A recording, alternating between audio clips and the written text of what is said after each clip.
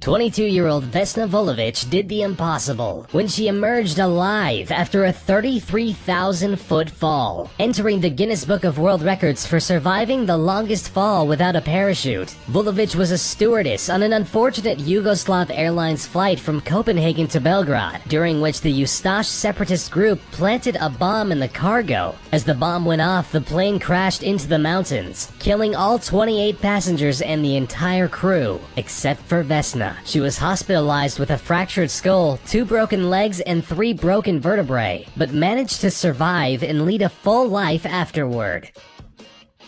Croatian music teacher Fran Selak has had more than a few meetings with death, and survived all of them. Reaching the age of 85 was not a smooth ride for Selak. At the age of 33, a train Selak was on flew off the tracks into an icy river, killing 17 passengers, but not him. With a broken arm, Selak survived this close call, only to find himself in a plane 1 year later flying across Croatia. A door on the plane was blown away, and Selak was blown out of the plane with it. Believe it or not, he survived by landing on a haystack. Only 3 years later, he was on a bus, which plunged into the river and killed 4 people. But, of course, not him. At the age of 41, the fuel tank in his car exploded, but he managed to react in time and escape certain death. Again, the same incident unbelievably repeated itself just 3 years later. 20 years after that, Selak survived 1 more car explosion and another bus accident, only to win the lottery and become a millionaire in 2003.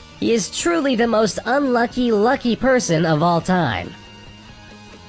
Stella Maris College's Old Christians rugby union team from Uruguay had a mountain peak named after them when they tragically crashed into it while flying to Chile to play a game. The Glacier of Tears killed 12 people, leaving the others roaming through the vicious Andes on a temperature of 30 degrees below zero. Running out of the scarce food reserves they had, the survivors lost all hope when they heard via radio that the search for them had been called off. In the harsh conditions, they started dying off one by one, with the last ones standing eating their deceased friends, in a desperate attempt to keep on living. 2 of the bravest people managed to reach Chile on foot, and inform the world that a group of 16 people were still out there, having survived an incredible 72 days.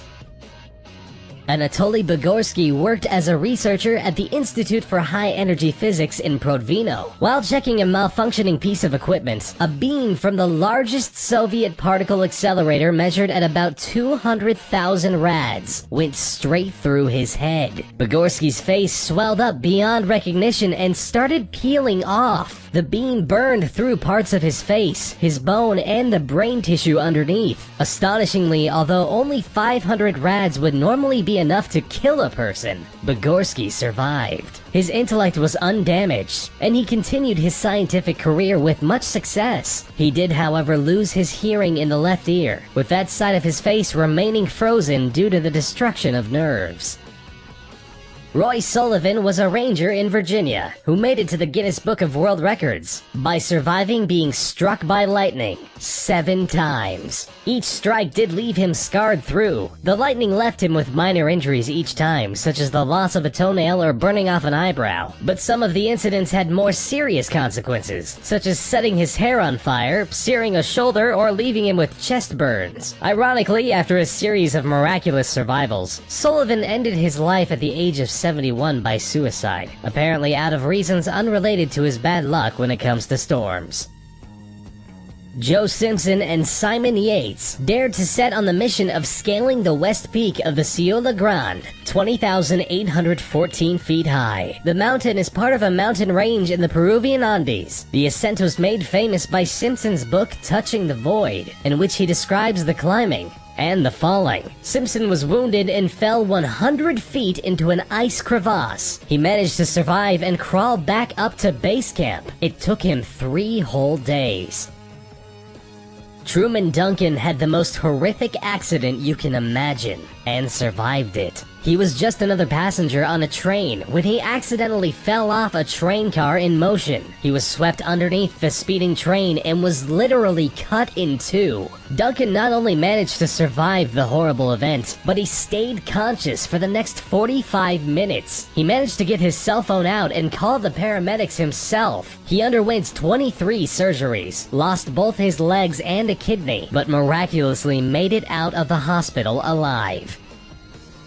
Aaron Larston was on a canyoneering trip in Blue John Canyon when a boulder fell on him. The boulder pinned his arm down, making it impossible for Larston to move. He tried to lift and break the boulder, but after 5 days he realized it was no use. Dehydrated and delirious, Larston finally got the courage to amputate his own arm. He managed to snap his own bone and eventually cut his arm off entirely, finally freeing himself from the boulder. Robert Evans, a 46-year-old homeless man, was a victim of a hit and run. He was patched up in the hospital and sent away soon after. On his way back to his camp, he got into yet another accident. He was hit by a train. To be more precise, he was knocked off a narrow railroad bridge and landed in a creek. Evans ended up back in the hospital only 7 hours after his initial accident. It's pretty miraculous that he survived being hit by a car, then a train just hours later.